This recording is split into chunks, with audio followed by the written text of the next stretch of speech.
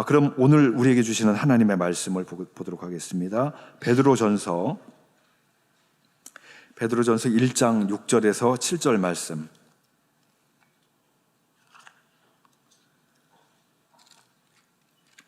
베드로전서 1장 6절에서 7절 말씀을 우리 찾으셨으면 같이 합독하도록 하겠습니다. 시작. 그러므로 너희가 이제 여러 가지 시험으로 말미암아 잠깐 근심하게 되지 않을 수 없으나 오히려 크게 기뻐하는도다. 너희 믿음의 확실함은 불로 연단하여도 없어질 금보다 더 귀하여 예수 그리스도께서 나타나실 때에 칭찬과 영광과 존귀를 얻게 할 것이니라. 아멘. 네, 오늘 믿음의 시련이란 제목으로 우리 이태희 목사님께서 귀한 은혜의 말씀 전해주시겠습니다. 나오실 때 큰 박수로 환영하겠습니다.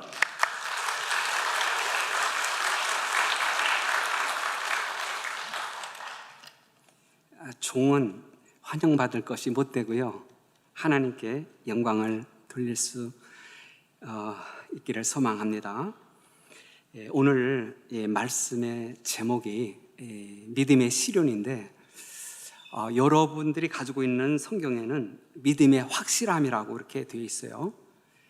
제가 34년 전에 한국을 떠나서 미국으로 갈 때 그때 가졌던 성경을 지금도 가지고 있는데, 그때 그 성경은 믿음의 시련이라고 되어 있습니다. 킹 제임스 버전에도 트라이얼이라고 해서 시련이라고 하는 뜻을 가지고 있고, 현대 역번 성경에도 트라이얼로 되어 있어서 시련이라고 이렇게 번역이 되어 있습니다. 그래서 오늘 말씀의 제목을 믿음의 시련이라고 하는 제목을 가지고 여러분과 제가 하나님께 은혜를 받고자 합니다. 같이 기도하시죠. 하나님 아버지, 저희들이 주님의 말씀 앞에 섰습니다. 저희들을 진리 가운데로 인도하셔서 하나님의 말씀을 듣고 깨달을 수 있도록 도와주시옵소서. 믿는 일을 바로 할 수 있도록 인도해 주시옵소서. 예수님의 이름으로 기도하옵나이다. 아멘. 파도가 없는 바다를 보신 적 있습니까? 바다는 언제나 크고 작은 파도가 일듯이 우리 인생의 향로에는 크고 작은 시험들이 우리에게 있습니다. 우리말 성경에는 시험이라고 되어 있지만은 우리 헬라어 원문에는 두 가지로 되어 있습니다. 페일라조, 페일라스모이스라고 하는 건데, 페일라조라고 하는 것은 마귀로부터 오는 시험, 즉 유혹을 말합니다. 템테이션이라고 그러죠. 페일라스모이스라고 하는 것은 하나님으로부터 오는 시험인데, 그것을 우리가 시련, 트라이얼이라고 이렇게 얘기하죠. 마귀가 우리를 유혹하는 목적은 우리를 범죄케 해서 넘어지게 하고 실패하게 하고 멸망시키는 데 목적이 있죠. 하나님께서 우리를 시련하는 목적은 우리에게 복을 주시기 위함입니다. 마귀는 우리 마음속에다가 무차별하게 불화설을 쏟아붓습니다. 우리 마귀가 가룟 유다의 마음속에 예수를 팔려는 생각을 집어넣었습니다. 우리 창세기 3장에 보면 마귀가 유혹해서 선악과를 볼 때에 보암직도 하고 먹음직도 하고 지혜롭게 할 만큼 탐스러운 나무로 보이도록 마귀가 유혹했습니다. 마귀는 이처럼 우리의 안에, 우리 마음에 집어넣습니다. 교만을 집어넣습니다. 어떤 때는 참으로 난처하고 어려운 상황 속에서 마귀는 우리에게 거짓말을 집어넣어서, 때때로 우리에게 마귀는 여러 가지로 우리에게 게으름이라고 하는 것을 우리가 편안해질 거라고 말을 합니다. 우리가 생각할 때 저건 저렇게 하면 좋겠다라고 생각을 하는데, 저렇게 하면 기쁠 것이라고, 행복할 것이라고 생각을 하게 합니다. 이렇게 마귀는 내부적으로 우리의 마음을 통해서 유혹을 하죠. 사람들은 착각을 해요. 마귀가 우리에게 집어넣어주는 것을 내 생각이라고 착각을 합니다. 그래서 우리가 얼마나 많이 마귀에게 속는지를 몰라요. 그 위대했던 김영복 목사님은 하루에 3번만 마귀에게 속아도 좋겠다 그렇게 했습니다. 오늘 우리들이 마귀가 우리 마음속에 유혹을 할 때 이게 마귀의 시험인지 유혹인지 우리가 잘 분별하셔서 예수님처럼 기록된 말씀을 가지고 물리치시고 예수님의 이름으로 사단아 물러가라, 너는 나를 넘어지게 하는 자로다, 물리칠 수 있기를 바랍니다. 오늘 본문의 말씀은 시련에 대한 말씀인데, 이 시련이라고 하는 것은 외부에서 오는 것입니다. 우리 마귀로부터 오는 것은 대부분이 내부에서 일어나는 거라면, 우리가 시련이라고 하는 것은 외부적으로부터 오는 고난들을 말합니다. 이런 것이 여러 가지죠. 그래서 오늘 본문에 있는 말씀 보면은 여러 가지 시험을 만나거든 그랬어요. 우리 NIV 성경에 보면, 죄송합니다, all kind of trial, 여러 가지 시련이라고 말씀했어요. 때로는 질병으로 오는 시련이 있어요. 물질적으로 오는 고난이 있어요. 불의의 사고로 오는 고난이 있어요. 인간관계를 통해서 오는 고난이 있어요. 사랑하는 사람이 나보다 멀쩡 이별하는 그런 아픔을 겪을 때도 있습니다. 그런데 우리에게 여러 가지 시련들이 우리에게 당할 때에 우리는 어떻게 반응을 하죠? 슬프죠. 걱정이 되죠. 염려가 되죠. 근심이 되죠. 불안하기도 하죠. 두렵기도 하죠. 때로는 원망이 갑니다. 불평이 갑니다. 이건 누구 때문이야? 이것은 올바른 방법이 아니죠. 근데 대부분이 많은 사람들은 이렇게 반응을 하죠. 성경은 우리에게 뭐라고 말합니까? 너희가 여러 가지 시련을 만나거든 기뻐하라. 그것도 greatly, 크게 기뻐하라. 야고보서 1장 2절에 너희가 여러 가지 시험을 만나거든 온전히 기뻐하라. 너무 역설적이지 않습니까? 우리는 시험이 있다가 시험이 없어지면 그때 좋아합니다. 기뻐합니다. 그래도 감사헌금 그때 하잖아요. 그런데 성경은 말하기를 시험이 없다가 시험을 만나면 기쁘게 여겨라. 어떻게 그렇게 할 수 있을까요?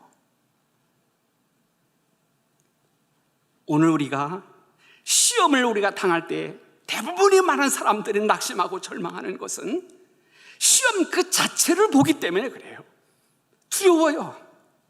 어떤 고난이 왔었을 때 내가 나타나는 반응은 염려가 되고 근심이 되는 거예요. 왜? 시험 그 자체를 보니까. 그러면 나는 어떻게 시험이 내게 왔었을 때 나는 기뻐할 수 있습니까? 그것은 시련을 통해서 하나님께 내게서 주시는 축복을 알기 때문에 그래요. 시련의 결과가 무엇인지를 알기 때문에 기뻐할 수 있는 겁니다. 하나님은 우리에게 복이 아니면 안 주시고 은혜가 아니면 안 주시고 우리에게 유익이 아니면 절대로 안 주시는 분이십니다. 그러므로 하나님께서 이번 어려운 것을 통해서 하나님은 내게 어떤 복을 주시려고 이렇게 하시는가, 하나님은 이 고난을 통해서 어떻게 역사하시는지 그것이 기대가 되잖아요. 그러니까 기뻐할 수 있는 것이잖아요. 옛날에 어떤 왕이 이제 큰 길가에다가 큰 돌을 한가운데 놓았다고 그래요. 그래서 사람들이 어떻게 그걸 반응하는지를 보기 위해서 뒤에서 봅니다. 지나가는 사람이 피해서 가기도 하고 원망하면서 가기도 하고 불평하면서 가기도 하고, 왕은 지금 뭐 하는 거야? 그런데 한 농부가 최선을 지고 가다가 자기의 짐을 내려놓고 큰 들덩어리를 힘겹게 길가로 옮겨놨어요. 들어보니까 거기에 지갑이 들어있어. 열어보니까는 보석이 있어요. 보석과 함께 편지가 있는데 이 보석은 이 돌을 치우는 자의 것이다, 이렇게 했어요. 오늘 우리가 하나님께서는 시련을 통해서 우리에게 감춰놓은 놀라운 축복이 있는 것을 우리가 알면 우리는 기뻐할 수 있잖아요. 이 고난이 우리가 내게 손해를 주는 것이 아니고, 이 고난이 우리를 멸망시키는 것이 아니고, 이 고난은 하나님이 이 고난을 사용하셔서 내게 복을 주신다.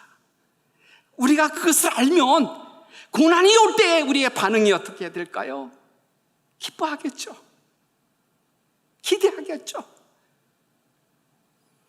그러면 오늘 우리가 이 고난이 올 때 우리에게 주시는 복 너무 많아요.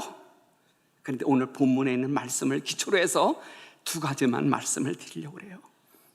첫째는 무엇이냐? 하나님은 이 고난을 사용하셔서 우리의 믿음을 견고케 하신다는 사실이에요. 우리의 믿음을 강화시킨다는 겁니다. 우리의 믿음을 강하게 하신다는 것입니다. 오늘 우리가 신앙생활하면서 우리가 늘 나는 믿음이 부족해, 나는 믿음이 연약해, 나는 믿음이 적어, 늘 신앙생활하면서 우리의 문제 아닙니까? 그래서 이 문제를 해결하려고 성경도 읽고 기도도 합니다. 하나님께서 또 다른 방법으로 우리의 믿음을 키우시는 방법이 있어요. 그것이 바로 뭐냐? 시련이라고 하는 것이에요. 고난이라고 하는 것입니다. 우리 신명기 32장에 보면 하나님께서 이 택한 백성 이스라엘 백성을 하나님이 독수리같이 훈련시켰다라고 하는 말이 나와요. 우리 독수리 어떻게 새 왕 아닙니까? 어떻게 훈련시킵니까? 독수리는 가장 높은 나무 위에다가 아니면은 그 절벽에 바위 틈 사이에다가 집을 짓고 거기에다가 알을 낳고 새끼를 부화합니다. 그리고 보금자리를 만들어 놓고 어미가 주워다는 먹이를 먹고서 먹고 놀고 어느 정도 되면은 이제 그 보금자리를 전부 다가 다 해집죠. 그러면은 이 새끼들이 난리를 치죠. 독수리가 그 새끼를 등에 업고 높은 산골짜기로 가요. 그리고 뒤집습니다.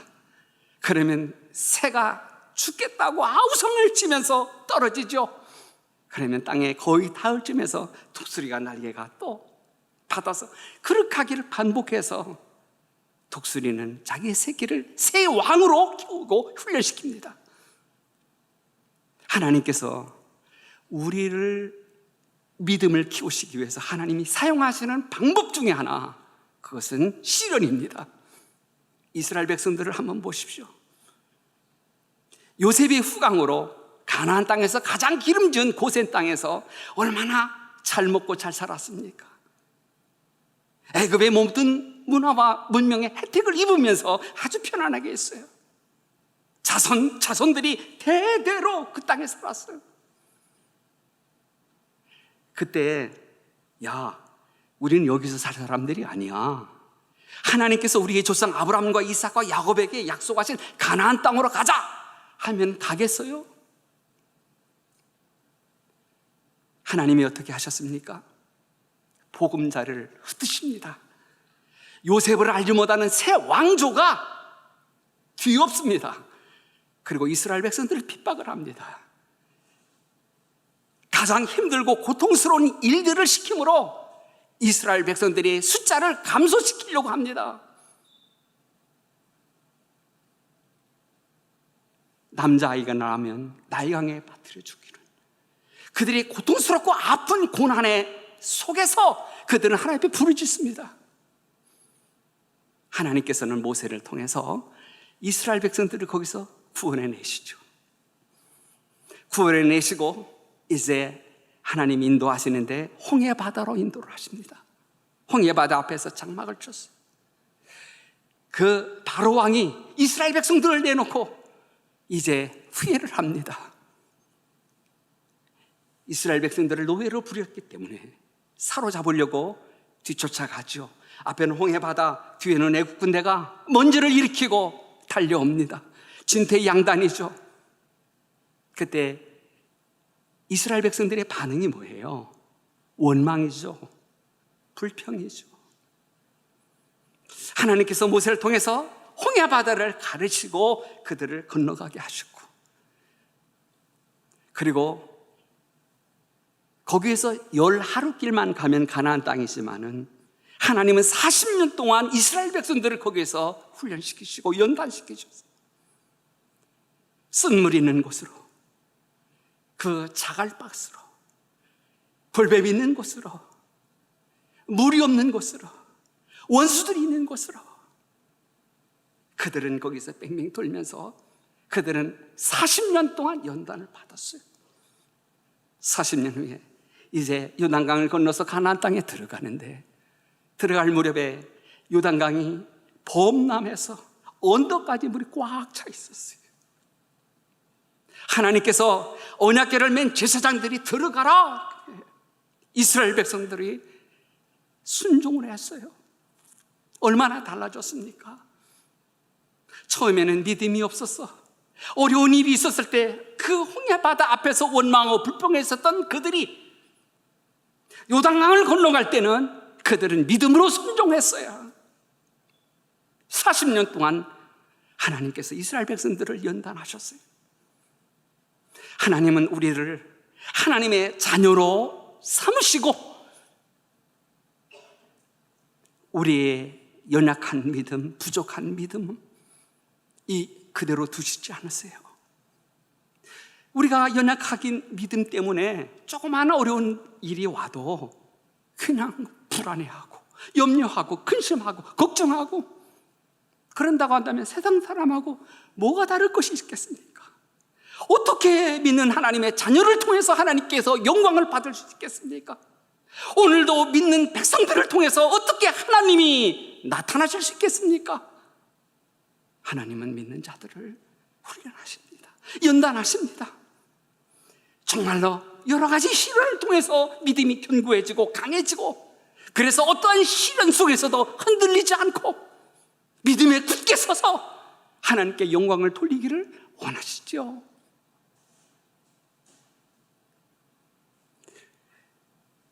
이스라엘 백성, 예수님이 제자들을 훈련할 때도 그래요. 예수님이 이 땅에서 3년 동안 사역하시다가 이제 하늘나라 갈 거 아닙니까? 그러면 이 땅에서 복음을 누가 전해야 됩니까? 그래서 제자들을 훈련시키십니다. 그러나 제자들은 지금 믿음이 연약해요. 믿음이 부족해요. 그들을 예수님이 어떻게 훈련하십니까? 예수님이 이제 사역을 하시고 이제 저녁 때가 되면 우리가 배를 타고 건너가자. 이제 예수님을 모시고 제자들이 건너갑니다. 예수님이 육신을 가지고 입으셨기 때문에 예수님도 우리와 똑같은, 먹지 않으면 배고프고 마시지 않으면 목마르고 일하면 피곤해요. 예수님은 음식 먹을 겨를도 없이 바쁘셨던 분이기 때문에 목자의 심정을 가지고 한 사람이라도 자기에게 찾아오는 사람들에게 예수님은 그저 돌려보는 법이 없었잖아요. 예수님이 피곤하고 지친 몸을 가지고 이제 배에 탁 타니 그냥 고물에 베개를 베고 누워 자고 있었어요. 가다가 순풍이 광풍으로 변하죠. 바람이 불면 파도가 일어나죠. 이 갈릴리 바다에 잔뼈가 굵었었던 제자들조차도 그 풍랑을 감당할 수가 없어. 배가 물이 들어옵니다. 한쪽에서는 퍼내고 한쪽에서는 노젓고 난리법석을 떠도 예수님은 모른 채 하십니다. 예수님은 주무시고 계십니다. 그들이 예수님을 깨우죠. 우리 죽게 된 것을 돌아보지 아니하십니까? 우리도 똑같아요. 우리가 고난당할 때 하나님 왜 내게는 무관심하십니까? 부르짖잖아요. 제자들도 부르짖었어요. 예수님이 일어나셔서 바람과 파도를 꾸짖으시니까 잔잔해 졌어요. 그리고 제자들에게 꾸짖으셨어요. 너희의 믿음이 어디에 있느냐? 어찌 믿음이 없느냐? 믿음을 어디에다 뒀어? 우리가 평범할 때는, 편안할 때는 믿음이 있는 것 같아요. 진짜 그 믿음이 있는지 없는지는 시험이 올 때 보면 알아요. 믿음이 없는 사람의 반응을 알 수 있어요. 너희의 믿음이 없느냐? 믿음이 있어야 될 곳에 믿음이 없는 거예요. 믿음을 사용할 수 있는 그 기회에 믿음이 없는 거예요. 믿음을 찾아볼 수가 없어. 너희들 믿음을 어디다 뒀어? 너희 믿음이 어디에 있어? 제자들이 그래야 될 거 아닙니까? 우리를 부르실 때는 사람 막는 업으로 불렀어. 우리가 이 사명을 감당하기 전까지는 우리는 결코 죽지 않아. 우리 배 안에 예수님을 모시고 계시잖아. 예수님이 구속사역을 완성하기 전까지는 결코 죽지 않아. 그 믿음을 써야 될 거 아닙니까? 그 믿음을 사용해야 될 거 아닙니까?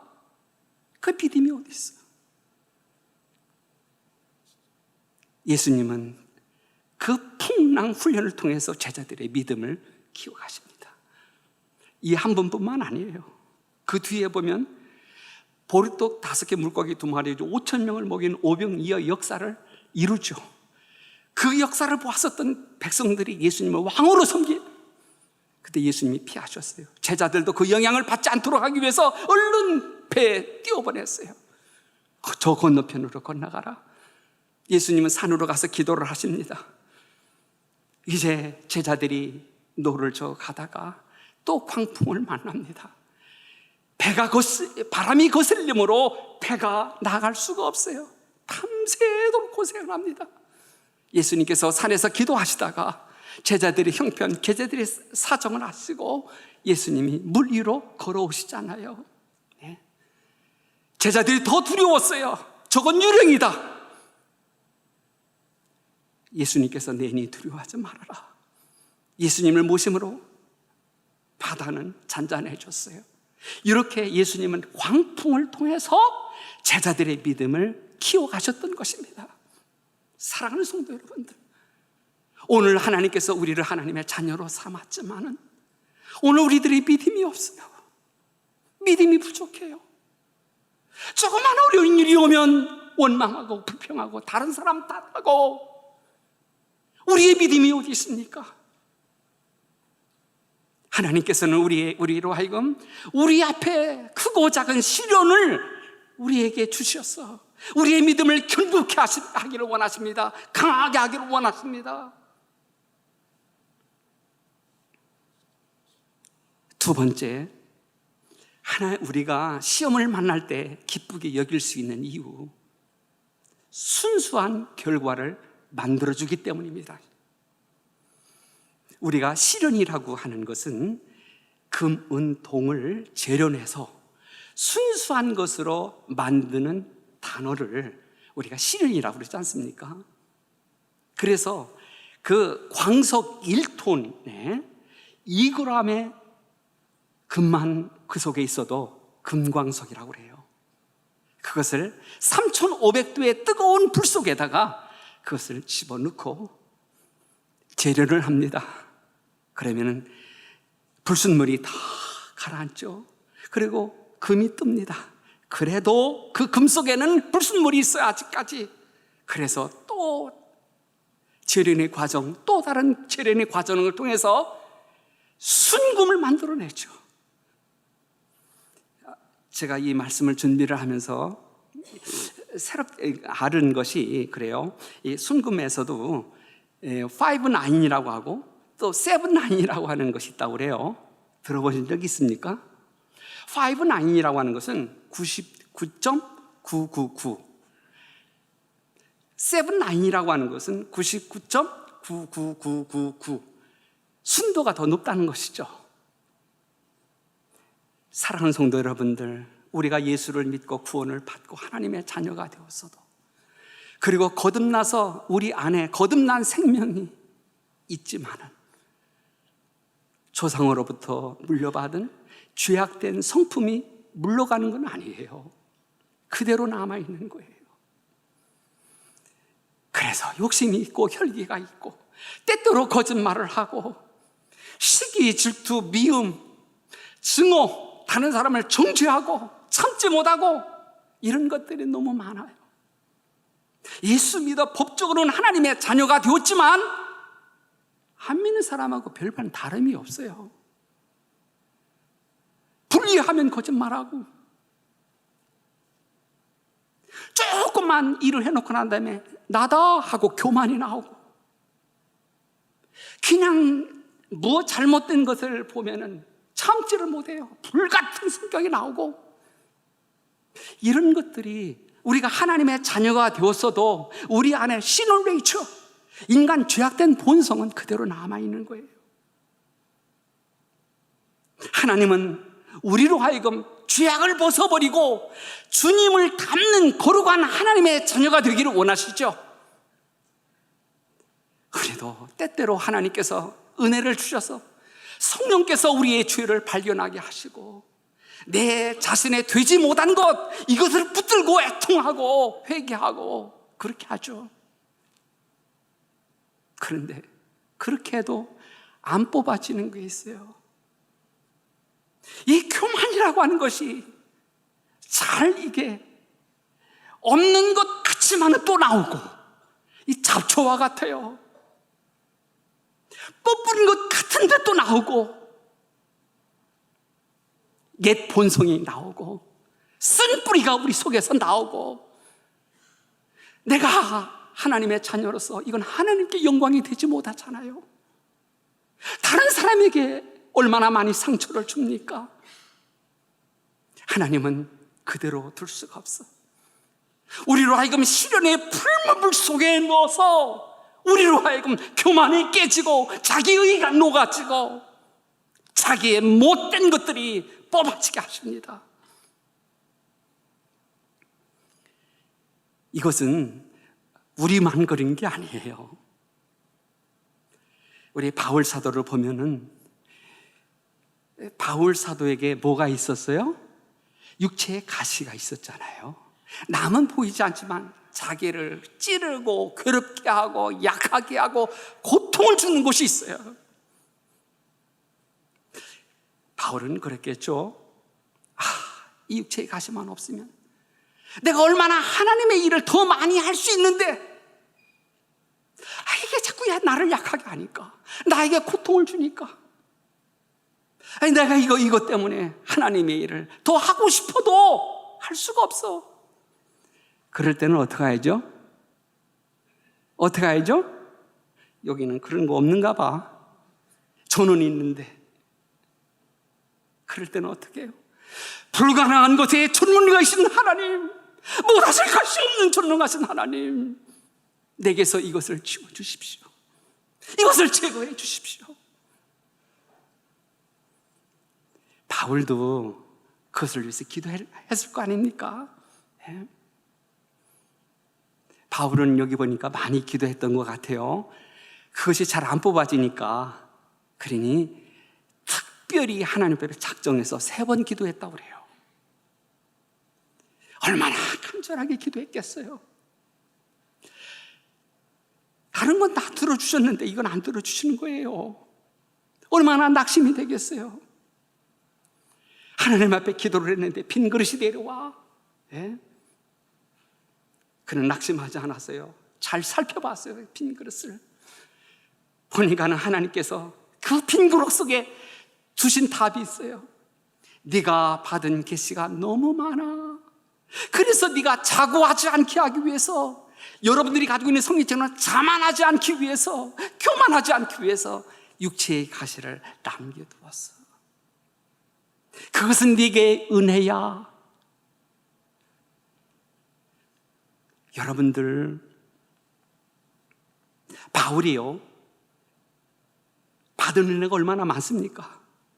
그 말씀이 고린도 후서에 나오는데 그 앞절에 보면 어떤 것이 나오는가 하면 바울이 3층천에 올라갔어요. 그런 경험을 했었던 사람이에요. 우리 성경, 신약 성경의 27권 중에서 13권 바울이 기록하지 않았어요. 아시아의 수많은 교회들을 바울이 개척하지 않았습니까? 하나님께로부터 받은 은혜가 너무 바울은 많은 거예요. 그러면 어떻죠? 교만해지기 쉽지 않아요. 바울도 알아요. 교만하면 망한다. 교만은 모든 멸망의, 패망의 선봉이라 맨 앞자리야.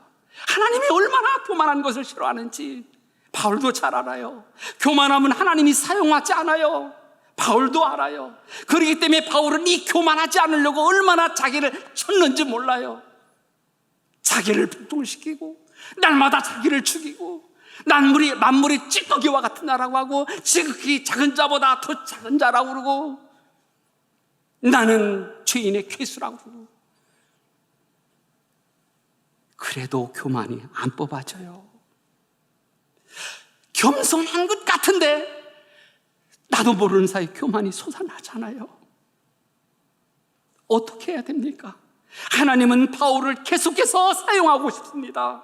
하나님은 바울을 하나님께서 계속해서 구속 역사에 쓰기를 원하십니다.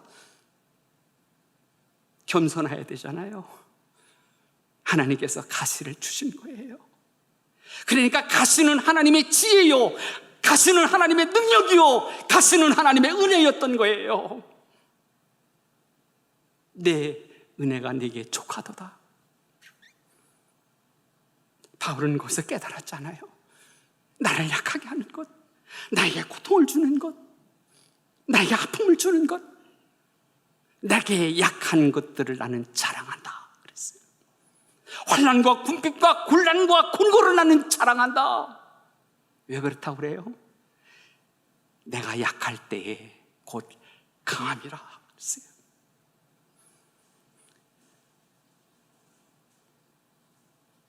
사랑하는 성도 여러분들, 오늘 우리가 예수 믿으면서 우리 자신을 생각할 때 얼마나 두지 못했습니까? 조금 죄악을 벗어버린 것 같은데 다시금 그것이 어느 순간에 나도 모르는 사이에 솟아나올 때가 얼마나 많습니까? 우리는 새벽마다 나와서 하나님 앞에 내 죄를 붙들고 애통해도 뽑아지지 않냐는 죄악들이 얼마나 많습니까? 하나님은 우리의 삶 속에 크고 작은 시련들을 통해서 하나님께서 우리를 제거하십니다. 이 동양의 재련공들은 자기의 금속을 단련할 때 그 풀무에 넣고 단련하는데 그 금속이 자기 얼굴이 비출 때까지 그 불 속에서 꺼내지 않는다고 그래요. 하나님은 우리 안에 하나님의 당신의 형상이 새겨질 때까지, 하나님의 모습이 우리 안에 이루어질 때까지 하나님께서는 우리를 시련 속에 두어서 우리의 고난의 풀무불 속에서 우리를 단련하실 것입니다. 우리는 이것을 아니까 우리 고난이 올 때에 하나님은 이 고난을 통해서 하나님은 어떤 복을 내게 주실 것인지 기대가 되잖아요. 하나님이 이 고난을 통해서 어떻게 당신의 능력을 보여줄지 기대가 되잖아요. 우리가 연단받은 이제 믿음의 가치에 대해서 한번 생각해 보겠습니다. 연단받은 믿음, 우리가 땅에서 단련받은 금은 귀하잖아요. 값지잖아요. 그것을 가지고 사람들은 뭐 금목걸이, 금반지, 옛날의 왕들은 그 금을 가지고 자기의 위엄을 자랑하기 위해서 금관을 사용했잖아요. 만들었잖아요. 그렇게 수많은 왕들이 썼던 그 금관 지금은 어디 있습니까?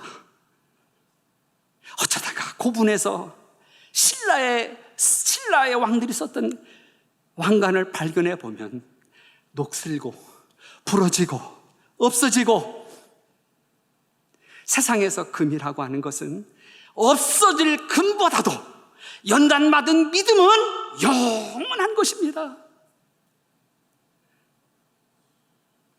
세상에서 연단받은 금이 귀하잖아요. 하늘나라에서 귀하고 보배로운 것은 연단받은 믿음입니다. 하나님은 이게 없어질 것을 우리에게 주시려고 하는 것이 아니라 영원한 것, 없어지지 아니하는 것, 하늘나라에서 귀하고 보배로운 것, 하나님은 이것을 우리에게 주시려고 시련의 과정들을 통해서 허락하십니다. 우리 두 번째, 이 연단받은 믿음은 어떤 가치를 가집니까? 우리 7절 우리 읽어보십시다. 7절 시작. 너희 믿음의 확실함은 불로 연단하여도 없어질 금보다 더 귀하여 예수 그리스도께서 나타나실 때 칭찬과 영광과 존귀를 얻게 할 것이니라. 아멘. 주 예수께서 재림하여 오십니다. 죽었던 성도들이 다시 부활해서 들림을 받습니다. 살아있는 성도들은 변화되어서 주님 앞에 설 것입니다. 그때 주님께서 칭찬과 영광과 존귀를 얻게 하십니다. 우리들은 어떻죠? 우리들은 세상에서 편안하게 살다가 잘 믿다가 죽었으면 좋겠다라고 그렇게 하잖아요. 거기에 대해서 스펄전 목사님은 이렇게 말씀하셨습니다. 편하고 쉬운 환경에서 얻은 은혜가 한 푼어치라면 슬픔과 고난을 통해서 얻은 은혜는 이루 말할 수 없이 귀하고 값지다. 환난은 우리 집의 최고의 가구요, 목회자 도서관에서 가장 좋은 책이다 그렇게 했습니다.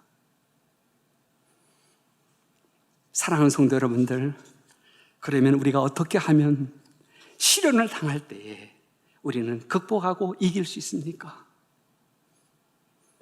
시련을 당할 때 자세가 중요해요. 이제까지는 우리들은 볼 때 시련이 없다가 시련을 만나면 그냥 당황했어, 불안했어, 두려워했어, 걱정했어, 염려했어, 원망하고 불평을 했어. 이제부터는 돌이키십시다. 하나님의 말씀에 어떻게 하라고 그랬죠? 대답이 없네.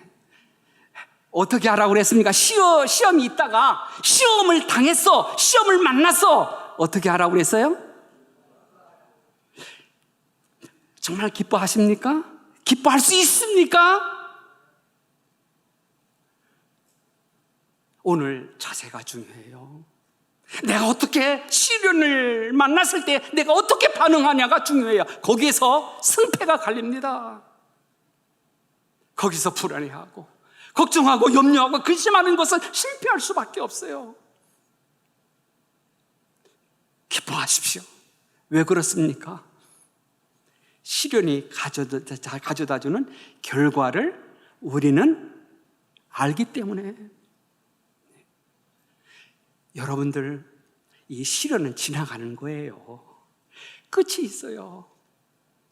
우리가 시련을 당할 때는 캄캄한 터널을 지나는 것처럼 앞이 캄캄해서 보이지 않지만 끝이 있는 거예요. 지나가는 거예요. 잠시 잠깐이에요. 시련은 지나가요. 지나가는데 시련을 통해서 남는 것이 있어요. 능력이 남습니다. 믿음이 강해집니다. 신앙 인격이 만들어집니다. 내 영이 자라납니다. 시련은 지나갔어. 시련을 통해서 어떻게 합니까? 하나님 앞에 더 가까이 나가죠. 전심으로 하나님을 바라보죠. 하나님의 도움 없이는 나는 살 수 없습니다. 역대하 16장 9절에 전심으로 자기를 향하는 자들에게 능력을 베풀어 준다고 그러지 않았어요? 하나님의 능력을 주십니다. 시험은 지나갔지만 능력은 내게 머물렀잖아요. 시련의 고난 속에서 내 되지 못한 것, 하나님 앞에 합당하지 못한 죄악들 다 이게 뽑아지잖아요. 신앙의 인격이 만들어졌잖아요. 시련은 지나갔지만 나로 하여금 신앙의 인격을 만들었어. 주님의 형상을 조금 닮아갈 수 있었어요. 전에는 교만했었던 자가 이제는 좀 낮아졌어요. 전에는 참지 못했었던 자가 이제는 조금 참는 것이 생겼어요. 전에는 다른 사람을 향해서 정죄했지만 이제는 다른 사람을 긍휼히 여기는 사람이 되었어요. 이 고난은 지나갔지만 신앙의 인격, 그것은 만들어 놓고 갔잖아요. 능력이 입혀지고 믿음이 강해지고 내 영이 자라났잖아요. 오늘 우리가 시련이 올 때 당황하지 마시고 불안해하지 마시고 하나님을 믿는 믿음이 어디 있습니까? 하나님은 내게 복이 아니면 안 주신다. 유익이 아니면 안 주신다. 하나님을 사랑하는 자 곧 그때로 부르심을 입은 자들에게는 모든 것이 합력해서 선을 이룬다. 나는 그 하나님을 믿노라. 하나님이 나를 죽이실지라도 나는 하나님을 의지한다. 하나님을 믿는다. 하나님의 약속을 붙든다. 승리하십시오. 오늘 현재 시련을 당하고 있는 형제가 있는지도 모르겠어요. 없으면 앞으로 시련이라고 하는 것이 우리에게 찾아올는지도 모르겠습니다. 시험을 이기십시오.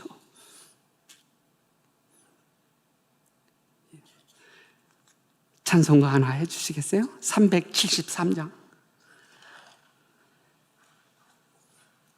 373장입니다.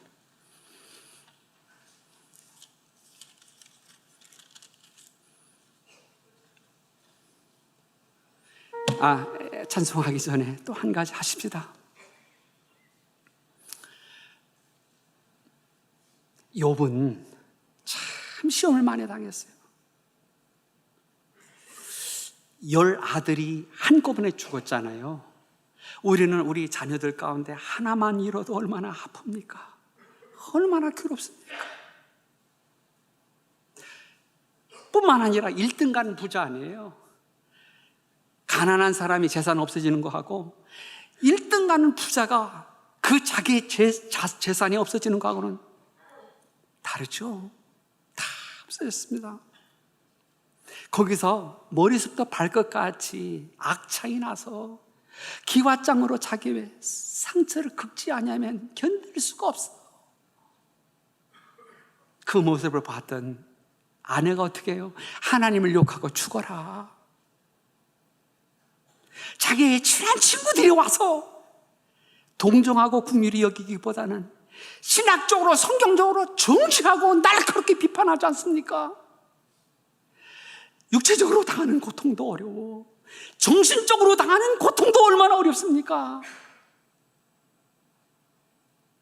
욥이 그 무서운 시험 속에서 승리할 수 있었던 비결이 무엇입니까? 욥은 욥기 23장 10절에 이렇게 말합니다. 제가 가지고 있는 성경으로 제가 말씀드리겠습니다. 여러분들하고 성경은 여기 조금 달라요. 전에 가지고 계셨던 성경 가지고 제가 말씀을 드리면 내가 가는 길을 나는 알지 못한다. 오직 그가 아시나니 그가 나를 단련하신 후에 내가 정금같이 나오리라 그랬어요. 그는 알았어요. 이 시련 속에 두신 하나님의 뜻을 알았어요. 이 고난 속에 두신 하나님이 복이 무엇인지 알았어요. 하나님이 나를 단련하신 후에 나는 정금같이 나올 거야. 이것이 그로 하여금 그 험난한 시험들을 이길 수 있도록 했습니다. 오늘 사랑하는 성도 여러분들, 시련을 당할 때 아프지요? 괴롭지요? 힘들지요? 슬프지요? 그렇지만은 하나님의 말씀을 붙드십시오. 이 시련 속에 어떠한 결과를 가져올지, 어떠한 복이 있는지 오늘 우리가 기억하시면서 기뻐하십시오. 찬송가 373장 같이 찬송하겠습니다.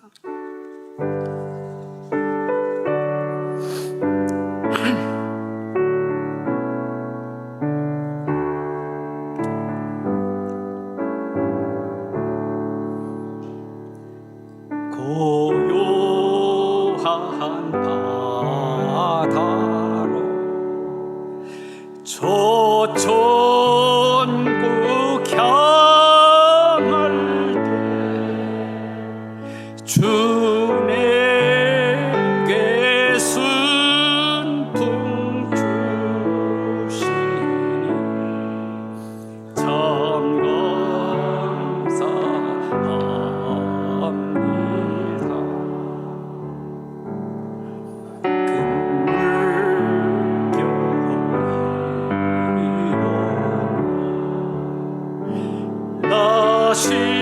나시지 못하나 이